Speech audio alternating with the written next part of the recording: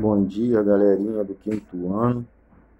Estamos hoje aí no dia 3/8 de 2020, iniciando, né, o nosso terceiro bimestre aí, nosso segundo semestre.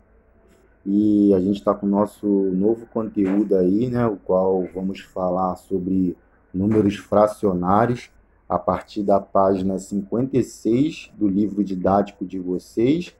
E gostaria que todos prestassem bastante atenção nessa explicação, tá? Porque a mesma, tá, vai orientar vocês a fazer os exercícios. Então vamos lá. Observe, né? Quando a gente fala em fração, a gente está falando em divisão, tá? Fração é a mesma coisa do que divisão. Então, na fração, a gente vai ter dois elementos na fração. A gente vai ter um elemento chamado numerador e outro elemento chamado denominador. O numerador, ele vai ser a parte de cima da fração. E o denominador, ele vai ser a parte de baixo da fração. Ou seja, o numerador é a mesma coisa do meu dividendo, tá? No processo de divisão. E o meu denominador é a mesma coisa do divisor, tá? Então aí a gente tem uma relação dividendo e divisor, numerador e denominador. Então a gente observe aí, a gente tem uma representação fracionária através, tá, de um desenho, né? O qual o primeiro desenho ali foram pintadas todas as partes, ou seja, eu vou ter ali, tá, uma leitura de 6/6, tá, ou um inteiro. Por quê? Quando eu tenho um numerador igual ao denominador, eu vou chamar essa fração de quê? De um inteiro, tá? No desenho embaixo, eu tenho o quê? 6 partes, a qual 5 foram pintadas. Essas partes, as quais 5 foram pintadas, eu vou chamar, tá, essas partes de numerador. E a parte o qual representa o meu todo, todas as minhas partes, que são 6 partes, eu vou chamar de denominador, tá? Ou seja, o numerador, ele é o quê? Ele é uma parte, tá, do denominador, beleza? Ou ele é uma parte, ou ele pode ser também todo o meu denominador, conforme no caso de cima, que a gente pode perceber que o numerador ele é igual ao denominador, porque todas as partes foram preenchidas, foram pintadas. Então vamos lá. Relembramos que numerador é um número que representa a parte do inteiro que foi tomada. Denominador é um número que apresenta a quantidade de partes em que os inteiros foi dividido, conforme eu falei, é o todo. É todas as partes que eu tenho, então vou chamar de denominador, sendo ela ou não pintada, tá? Então vamos lá. Tipos de fração. Temos as frações próprias, tá? A qual a gente pode ver que o numerador ele é menor do que o denominador. Então, vai se chamar fração própria quando o numerador for menor que o denominador. 2/3 aí no caso. Frações impróprias, quando o numerador for maior do que o denominador. Tá? A gente pode ver, observar nessa fração 4/3, que o numerador ele é maior do que o denominador.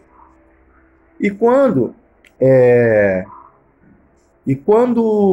o nosso numerador for múltiplo, tá, do denominador, a gente vai chamar de fração aparente, a qual nos resulta em um valor natural, tá? 9 dividido por 3. Lembra que eu falei lá no começo com vocês que fração é uma divisão. Se eu pegar o numerador e dividir pelo denominador, eu vou encontrar um número aí, no caso da fração aparente, natural.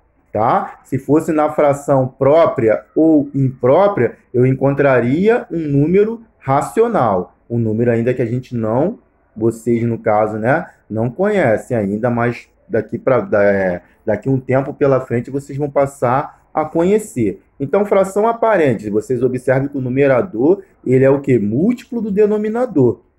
tá? Então, quando eu divido uma fração aparente, eu encontro um resultado natural. Diferente se eu dividisse uma fração imprópria, ia ficar 4 dividido por 3. Eu ia encontrar um resultado racional, não natural. Eu ia encontrar aquele número com vírgula, que vai ser o nosso próximo conteúdo.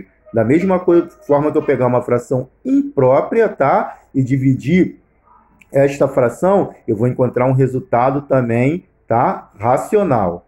Então, a única fração que me dá um resultado natural é a fração aparente, tá? Cuidado para a gente não confundir aí. Ela também poderia ser uma fração imprópria, sim, mas aí ela tem um nome específico quando o numerador, ele é o quê? Múltiplo do denominador. 9 não é múltiplo de 3? 0, 3, 6, 9. Então, 9 é múltiplo de 3. Frações equivalentes. Quando eu falo frações equivalentes, eu estou falando em fração iguais, tá? 2/4 é equivalente a meio, tá? Por que isso ocorre? Vamos lá. As frações, tá, são equivalentes, pois representam a mesma parte do inteiro.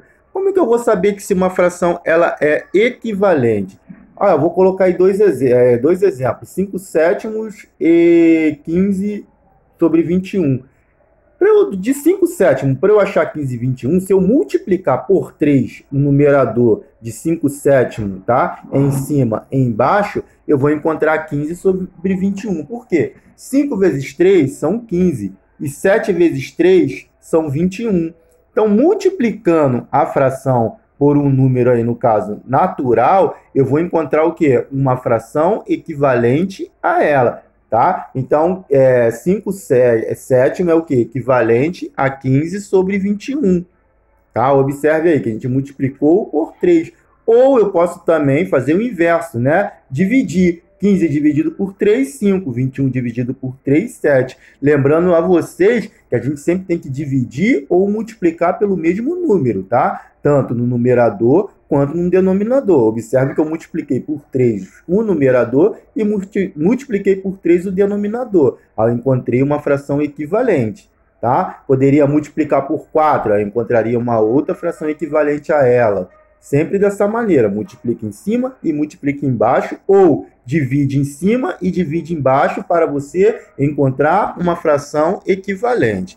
Então, essa foi a nossa aula aí sobre frações. Faça a atividade da plataforma e poste. Faça os exercícios das páginas 57 e 58. Bom estudo para todos vocês aí, galerinha.